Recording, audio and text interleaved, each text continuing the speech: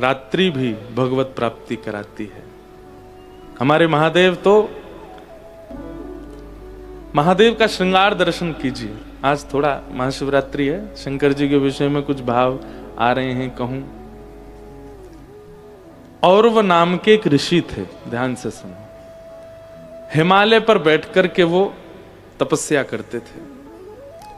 तो देवताओं का एक स्वभाव है कि जैसे ही कोई तपस्या करने जाता है, देवताओं को ये लगता है कहीं ये इतनी तपस्या ना कर ले कि हमारी पदवी मांग ले, हमारी पदवी छीन ले। तो देवता क्या करते हैं, आकर के उसको ऑफर देते हैं, वरदान मांगो ताकि तुम्हारा भजन यहीं रुक जाए, वरदान लेके तुम जाओ, कहीं इतना भजन ना कर लो कि हमारी पदवी छीन लो। क्योंकि भगवान का तो काम है भजन से प्रसन्न होकर प्रकट होते ही कहते, बताइए क्या दें, ब्रह्मा की पदवी दें, सूर्य की पदवी दें, यम की पदवी दें। ब्रह्मा जी, इंद्र कहते हमारे तो सिंहासन के नट बोल्ट ढीले ही रहते हैं, कोई नेक भजन ज्यादा करे भगवान सबसे पहले ऑफरिंग में रखते हैं, लाओ दें तुमको। तो इसलिए ब्रह्मादि देवता, और वो कहते हैं ना जल्दी प्रसन्न होने वाले देवता, ये कौन से देवता हैं जिनको भय रहता है कि हमारी पदवी छिन ना जाए। वो जल्दी प्रसन्न क्यों हो जाते हैं?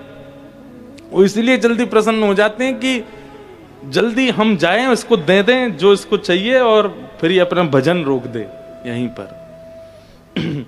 तो औरव ऋषि हिमालय पर भजन कर रहे थे। इंद्र ब्रह्मा आदि देवताओं ने देखा, बोले भाई इसका भजन बड़ा अद्भुत है, कहीं इसके भजन के प्रताप से ये हमारी पदवी ना ले ले। ब्रह्मा जी प्रकट हो गए, वरदान मांगिए क्या चाहिए। और ऋषि हंसने लगे, बोले आपको प्रसन्न करने के लिए भजन नहीं कर रहा हूं मैं, जाइए, कुछ नहीं चाहिए हमको। ब्रह्मा जी वापस आ गए। इंद्र बोले मैं जाता हूं। इंद्र प्रकट हो गए, बोले आप जो कहेंगे सो प्रदान करेंगे आपको, बताइए क्या चाहिए। मना कर दिया। सभी देवताओं ने, देवियों ने प्रयास किया, पर औरव ऋषि किसी से भी प्रसन्न नहीं हुए। प्रसन्न मतलब सबको प्रणाम करते थे, पर उनको कुछ चाहिए नहीं था। सब दौड़े दौड़े महादेव के पास गए। महादेव तो बेचारे भोले बाबा, उनसे जाकर के कह दिया, बोले देखिए ये हमारी पदवी छीनने के लिए भजन कर रहा है। हम लोग तो जाके इसको खूब कह चुके वरदान मांगो, पर ये कुछ नहीं मांग रहा है, आप ही इस पर कुछ अनुग्रह कृपा करो। अब भोले बाबा तो इतने भोरे, इतने सारे देवताओं को दुखी देख करके भोलेनाथ तो बोले अरे राम राम राम, बेचारे कितने कष्ट में आ गए हैं। इन सब की पदवी अगर हमारी किसी क्रिया से बची रहे तो हम क्यों ना करें। महादेव जैसे गए औरव ऋषि के यहाँ, उसी समय औरव ऋषि अपने इष्ट की आराधना के लिए कुछ पुष्प आदि लेने के लिए हिमालय से थोड़े नीचे उतर के पहाड़ी क्षेत्रों में गए। महादेव ने जाके देखा कि महाराज पूरी कुटिया खाली है, स्थान पूरा आश्रम पर्वतों के बीच में, पहाड़ों पर सुंदर बर्फों के बीच में बिल्कुल खाली, कोई है ही नहीं वहां पर। महादेव ने देवताओं से कहा भैया यहां तो कोई भी नहीं है। बोले भगवान आप एक काम करो। बोले क्या? इसके जो आश्रम है ना इसको जला दो, ये आश्रम ही नहीं बचेगा, अपने आप दुखी होकर के चला जाएगा। महादेव बोले ये सब क्या करवा रहे हैं आप? बोले नहीं नहीं भगवान, हमारी हम देवताओं के आप ही स्वामी हैं, आप हमारी रक्षा करो। और महादेव ने अपनी योग अग्नि से उनके आश्रम को जला दिया। महादेव जाकर के अपने आसन पर बैठ गए, बैठ करके बढ़िया ध्यान में लग गए। अब औरव ऋषि लौट करके आए। जैसे ही उन्होंने आकर के देखा कि पूरा आश्रम संदग्ध, जल गया। मैंने क्या बिगाड़ा था किसी का? कभी देवताओं से कुछ मांगा नहीं, कभी किसी प्रकार की याचना की नहीं, कभी किसी देवता को परेशान किया नहीं, मेरा आश्रम क्यों जला दिया? कमंडल से जल लिया और तुरंत श्राप दे दिया, जिसने भी मेरा आश्रम जलाया है, जिस प्रकार मेरा आश्रम जल रहा है उसी प्रकार उसके तन में भी यही अग्नि धधकनी प्रारंभ हो जाए। दिखेगी नहीं पर पीड़ा पूरी वही देगी। ये श्राप जैसे ही दिया, महादेव बैठे थे भजन में बैठे बैठे महादेव को प्रश्वेत के बिंदु उत्पन्न होने लगे। महादेव को कोई पीड़ा नहीं दे सकता, पर एक ऋषि के मुख से निकले हुए वचनों को अनर्थ नहीं करना चाहते हैं महादेव। महादेव को किसी की कोई बात कभी नहीं कुछ पीड़ा दे सकती, उनको कोई पीड़ा नहीं दे सकता, वो पर ब्रह्म है। परंतु क्योंकि ऋषि बोल रहा है, अगर ये इनके कही गई बात लागू नहीं हुई तो ऋषि मुख से निकली हुई बातें सर्वथा व्यर्थ मानी जाएंगी। बोले बोलते रहे थे ऋषि, महादेव को तो कुछ हुआ नहीं, लोग बाग ऐसी बात बनाएंगे। तो केवल एक ऋषि की वाणी को सत्य करने के लिए महादेव एक पीड़ा का नाट्य करने लगे और पार्वती जी के पास गए। मेरा पूरा शरीर जल रहा है।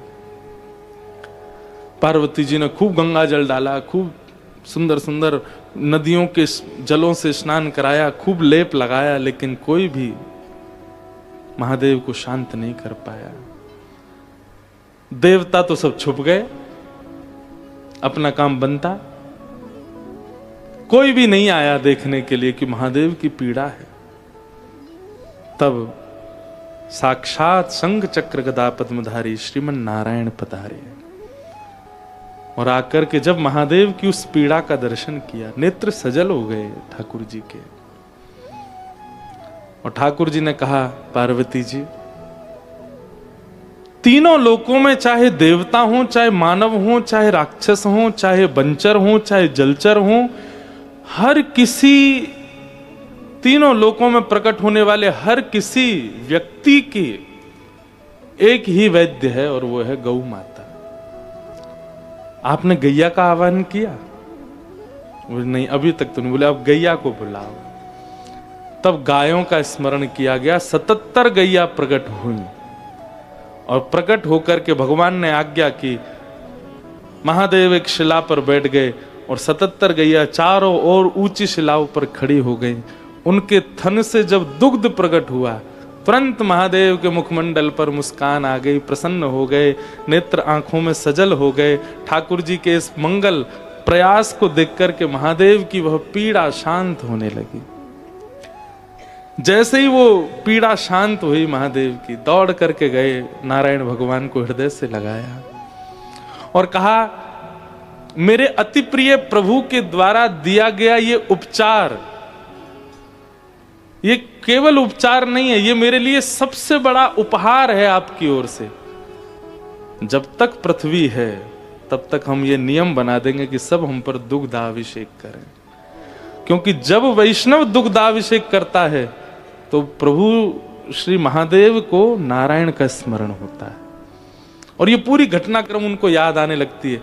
इसलिए चाहे रुद्राष्टाध्यायी का अभिषेक किया जाता हो, चाहे किसी भी प्रकार का भाव 16 मंत्रों से अभिषेक किया जाता हो, हम एक बूंदी से ही दूध डालते हैं पानी में और नेक दूध डाल दो, फिर करो अभिषेक। क्यों? दुग्ध का स्पर्श होते ही महादेव प्रसन्न हो जाते हैं और उनको वो याद आने लगता है कि ठाकुर जी ने मेरी एक बार पीड़ा को दूर करने के लिए कैसे गैयाओं को प्रकट किया। तब से महादेव पर दुग्धाभिषेक, पंचामृत अभिषेक, ये सब क्रिया होती। पूरे विश्व भर में महादेव की उपासना करने वाले आज बड़े आनंद में हैं। आपने एक बात कभी अनुभव की? सब लोग इधर देखो, सावधानी से सुनो। कुछ सीमित दिनों को छोड़ करके, कुछ सीमित दिनों को छोड़ करके ठाकुर जी का जन्म उत्सव होना है ना, तो थोड़े थोड़े वैसे ही रूपरेखा बन रही है। कुछ सीमित दिनों को छोड़ करके अधिकतर हमारे यहां देखा जाए तो पवित्र दिन रात्रि ही कहलाते हैं। शिव रात्रि, नव रात्रि, भगवान श्री कृष्ण का जन्मोत्सव रात्रि, पूर्णिमा रात्रि, शरद पूर्णिमा रात्रि, सब अधिकतर विशिष्ट दिन जो हैं वो रात्रि को ही मनाने की भावना रखी गई है। तो मेरे मन में आया, हम जो भी नई क्रिया करते हैं दिन में करते हैं, सुबह से करते हैं, ब्रह्म मुहूर्त से करना प्रारंभ करते हैं। आप लोग अपने ऊपर भी एक चीज अनुभव करेंगे कि सुबह उठते ही स्नान आप करते हैं, अपने पूरे तन को स्वच्छ करते हैं, सुबह सुबह जो पाना होता है ना, वो भी आप बहुत हल्का लेते हैं, बहुत शुद्ध लेते हैं, बहुत पवित्र लेते हैं, बहुत मतलब सुबह एक नई ऊर्जा सी होती है। भोजन भी नया, जलपान भी नया, स्नान रूप भी नया, वस्त्र भी नए, सब कुछ नए होते हैं। पर जैसे जैसे दिन ढलने लग जाता है, रात्रि आती है, धीमे धीमे सब बिगड़ने लगता है। सुबह आप जितना शुद्ध पा रहे थे, रात्रि आते आते आप उतने ही अव्यवस्थित पाने पे आ जाते हो। कभी किसी को ये नहीं कहते कि चलो ब्रेकफास्ट पे मिलेंगे, बहुत कम, सबको डिनर पे मिलेंगे, रात को ही बाहर खाएंगे, रात को ही अव्यवस्थित हो जाएंगे। कहीं ना कहीं हमारे मन में जितनी भी भोग विलास आदि आदि पाप की जो इच्छाएं हैं, वो शाम के बाद प्रकट होती हैं। इसलिए हमारे ऋषियों ने, आचार्यों ने विचार किया कि सूर्य ढलने के बाद मानव पाप की ओर और ज्यादा अग्रसित होता है। तो अगर 365 दिन साल के सारी रात्रियां ही पापजन्य हो जाएंगी तो कैसे काम चलेगा। इसलिए कुछ विशिष्ट दिवसों को रात्रि में परिवर्तित कर दिया। अब आज जो वास्तव में हिंदुत्व का पालन करते हैं, सनातन का पालन करते हैं, वे सब लोग अपने अपने कार्यों से अब निवृत्त होने लग गए होंगे। 4, 5, 6 बजे तक सब निवृत्त हो जाएंगे। अपने अपने घर पहुंच करके सब लोग स्नान करेंगे। जो कार्य सुबह का वो शाम को होगा। स्नान करके शुद्ध हो करके कुछ पाएंगे नहीं, उसके बाद सुंदर पुष्पों से घर सजाएंगे, परात लेंगे, शंकर जी को विराजमान करेंगे, पंडित जी को घर बुलाएंगे, रुद्राभिषेक करवा करके उनका अद्भुत अभिषेक करेंगे। अभिषेक करने के बाद पूरा घर आदि आदि स्तुतियों का पाठ करेगा, शंकर जी को भोग लगेगा, भोग लगा करके फिर उसको पाएंगे, पाने के बाद फिर शयन में जाएंगे। रात्रि भी मंगल हो गई। हमारे ऋषियों ने विचार किया कि दिन तो मंगल व्यक्ति स्वभाव से कर रहा है, पर रात्रि अमंगल हो जाती है। इसलिए कुछ रात्रियों को परिवर्तित कर दिया जाए ताकि रात्रि भी मंगलमय हो। और कभी ना कभी आगे चल करके व्यक्ति इस बात पर सोचे जरूर कि ऋषियों ने रात्रियों को ही मंगल करने को क्यों कहा। आज सुबह से यही चिंतन चल रहा था मेरा, और यही भाव निकल करके आया कि रात्रियों को मंगल करने का ये उपाय ढूंढा ऋषियों ने, ताकि इन्हीं बहानों से सही व्यक्ति अपनी रात्रि मंगल करेगा, अपनी संध्या मंगल करेगा। तो आज बड़ी पावन रात्रि है, महाशिवरात्रि है। और एक बात हम आपसे कहें, शरीर जो प्राप्त करना चाहता है वो दिन में प्राप्त कर लेगा, पर आपकी आत्मा जो प्राप्त करना चाहती है वो रात्रि को ही प्राप्त करेगी। इसलिए बड़े बड़े योगी, बड़े बड़े ध्यानी, बड़े बड़े जपी, बड़े बड़े तपस्वी, बड़े बड़े सेवक ये रात्रि को चुनते हैं भजन के लिए। इसलिए हमारी प्रार्थना, ये जितनी भी दिव्य रात्रियां हैं, इन रात्रियों से आप यह सीखें कि बाकी की शेष रात्रियां जो हैं वो भी मंगलमय हो, वो भी भगवत चिंतन के साथ प्रारंभ हो। हमारे महादेव तो द्वितीया का चंद्रमा धारण करते हैं। महादेव क्यों? चंद्रमा की कलाएं बदलती हैं। द्वितीया का चंद्रमा सबसे छोटा चंद्रमा होता है। आप लोगों को जानकर के आश्चर्य होगा, अगर कोई व्यक्ति हर महीने के शुक्ल पक्ष की द्वितीया के चंद्रमा का दर्शन करे, और उसमें भी उसका नियम है शाम होने के बाद, रात्रि हो जाने के बाद में स्नान करे, स्नान करने के बाद शुद्ध वस्त्र पहने, श्वेत पुष्प लेकर के, दूध लेकर के, और बढ़िया एकांत में जाए, छत पर एकांत, बिल्कुल कोई साथ ना हो, मौन रहे, और द्वितीया के चंद्रमा का दर्शन करने के बाद नीचे ही अर्घ प्रदान करे दूध की, उसके बाद पुष्प प्रदान करे, अक्षत प्रदान करे, तत्पश्चात आरती करे, और आरती करने के बाद जो भी आपका गुरु मंत्र है, या जो भी आपका इष्ट मंत्र है, या जो भी स्तुति पाठ आपको आता है, महादेव का चिंतन करके द्वितीया के चंद्रमा का अपलक नेत्रों से दर्शन करना है, बहुत भाव से। अगर कोई व्यक्ति हर द्वितीया के चंद्रमा की इस प्रकार आराधना करके नित्य दर्शन करता है तो एक दिन करते करते करते द्वितीया के चंद्रमा में ही वो द्वितीया का चंद्रमा इतना दिख रहा है, बाकी का काला आकाश, एक दिन करते करते करते ऐसा होगा कि द्वितीया का चंद्रमा शीश पर विराजमान और वहीं से ही मुखमंडल और महादेव का सर्वांगण विग्रह का दर्शन होगा। द्वितीया के चंद्रमा आकाश में है, इसका मतलब महादेव बैठे हैं। बस अपनी शुद्ध आराधना से, भावना से कोई दर्शन करे। चंद्रमा ने कहा कि नाथ, संसार के लोग बड़े स्वार्थी हैं, मेरे पूर्णिमा का दर्शन करते हैं। महादेव बोले, संसार को पूर्णिमा का दर्शन करने दो, हम तुम्हारे ऐसे रूप को धारण करेंगे जो सबसे सूक्ष्म है, द्वितीया। उस चंद्रमा को ठाकुर जी अपने महादेव शीश पर धारण करते। दूसरा विशेषता महादेव की नीलकंठ। ना तो जीव पर विष धारण किया है। क्यों? अगर हम लोगों का मानव स्वभाव कैसा कि कोई चीज हमें अगर पसंद नहीं आई और हमने सेवन कर ली तो हम नीचे नहीं जाने देते, यहीं रखते हैं और फिर जाके उसको निकाल देते हैं। पर महादेव विष को जीव पर धारण नहीं करते और इतने भोले हैं कि निकाल क्यों नहीं रहे? बोले विष का क्या दोष बेचारे का, इसको कोई नहीं लेता, लो हम तो लें इसको।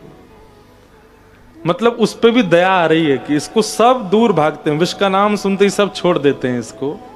अब ये मुख में आ गया है, जीव पे हम इसको धारण कर नहीं सकते क्योंकि इसी जिह्वा पर राम विराजमान है, मेरे इष्ट विराज रहे हैं, उस जिह्वा पे विष नहीं रह सकता।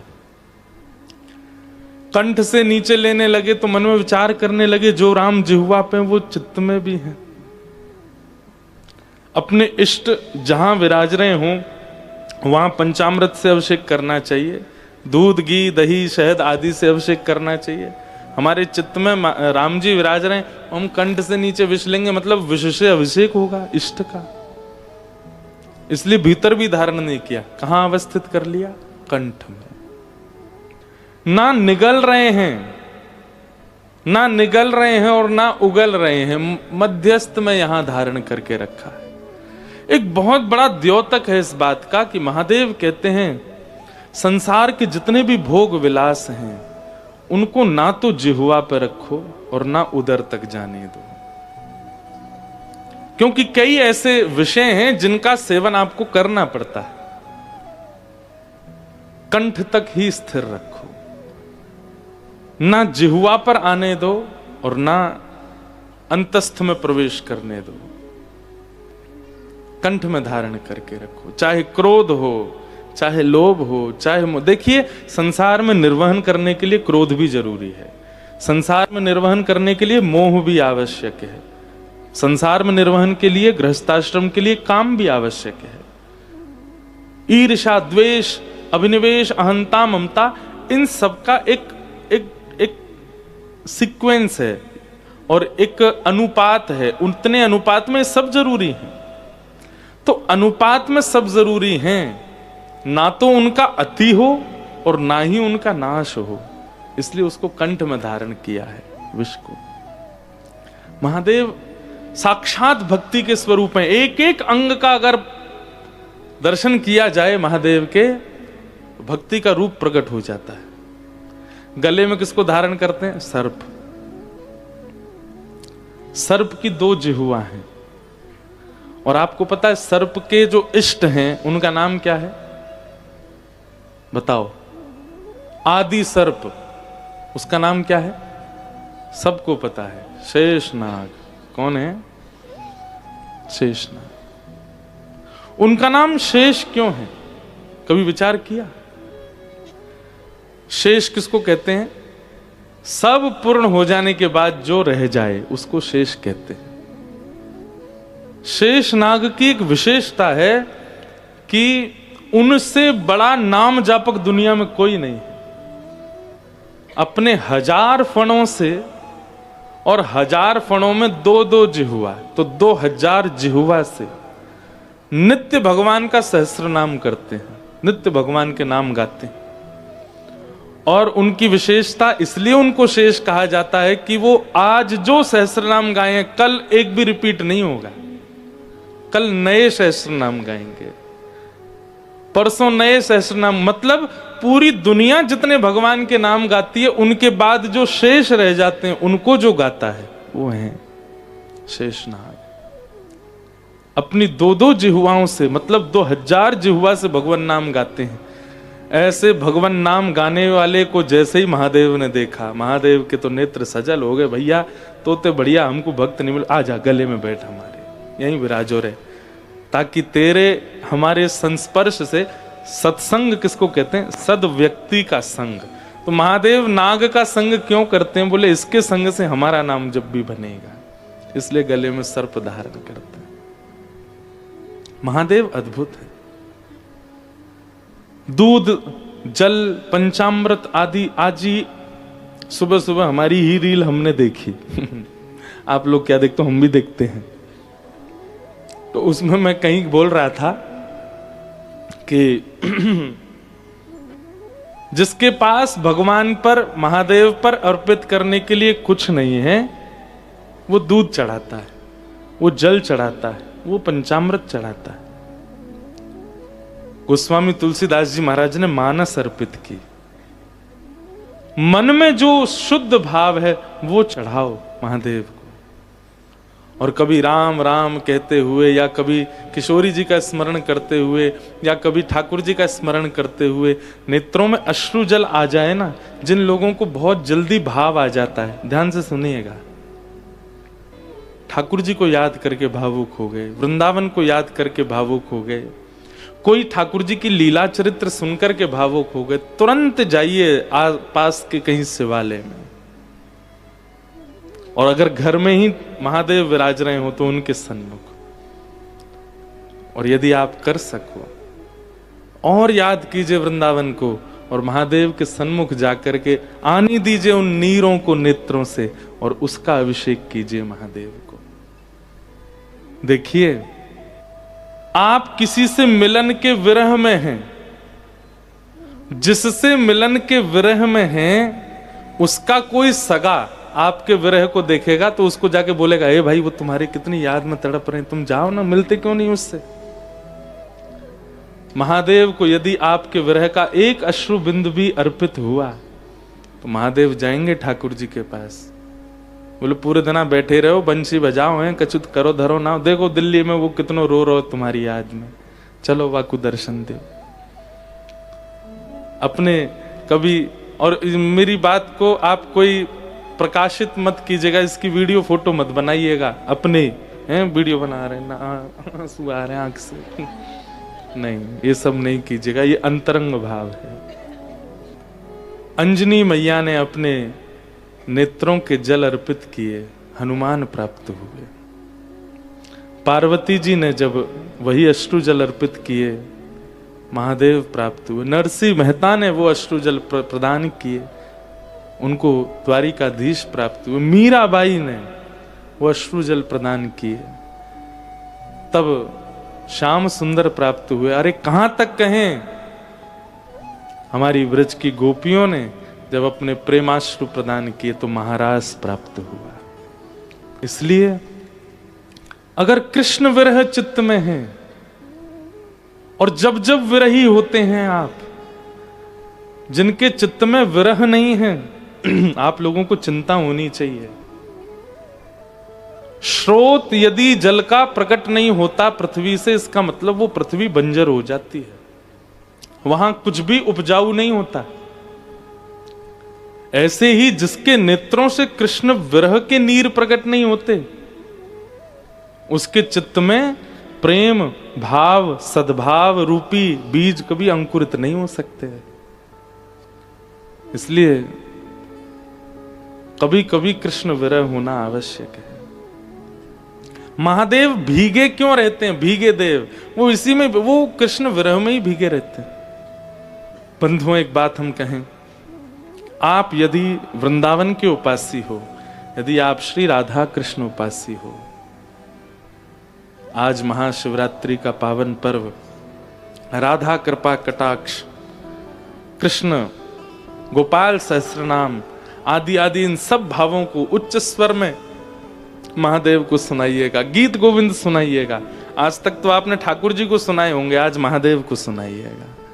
और अपने गुरु मंत्र हो चाहे राधा नाम हो, उसकी खूब मंगल ध्वनि के साथ महादेव के सामने नृत्य कीजिएगा। आप कल से अपनी भक्ति में किंचित बढ़ोतरी पाएंगे, महादेव भक्ति प्रदान करेंगे। केवल प्रेमाश्रु भक्तों के नेत्रों में प्रकट नहीं होते हैं, ठाकुर जी के नेत्रों में भी प्रकट होते हैं। भगवान ने भीष्म पितामह का संस्कार आदि करवाया, ठाकुर जी द्वारिका को प्रस्थान कर गए। यहां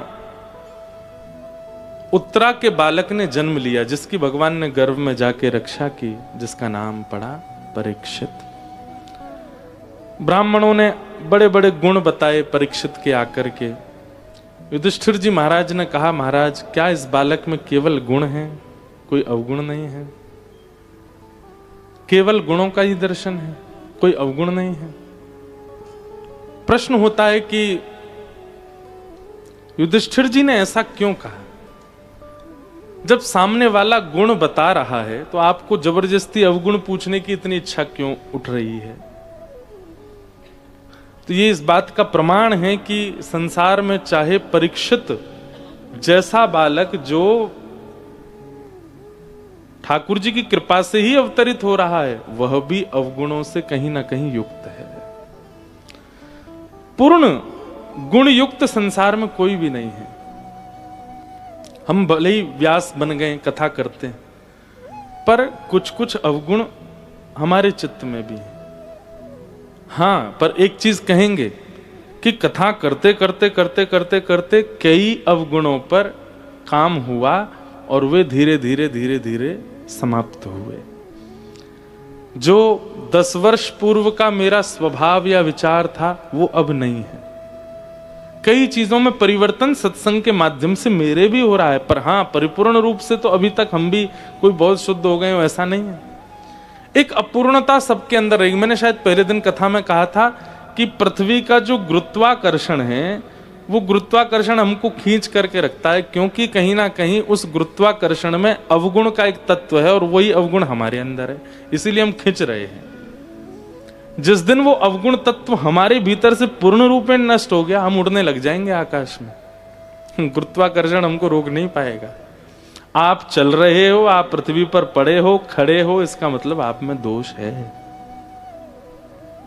तो युधिष्ठिर जी ने ब्राह्मणों से कहा, आपने इस बालक के केवल गुण ही गुण बताए, कोई अवगुण नहीं है क्या इस बालक में? तब ब्राह्मणों ने उसकी जन्म पत्री देख करके कहा कि महाराज, आप सुनने का साहस रखते हो तो हम बताएं। बोले आप बताइए, कोई ऐसी बात नहीं है।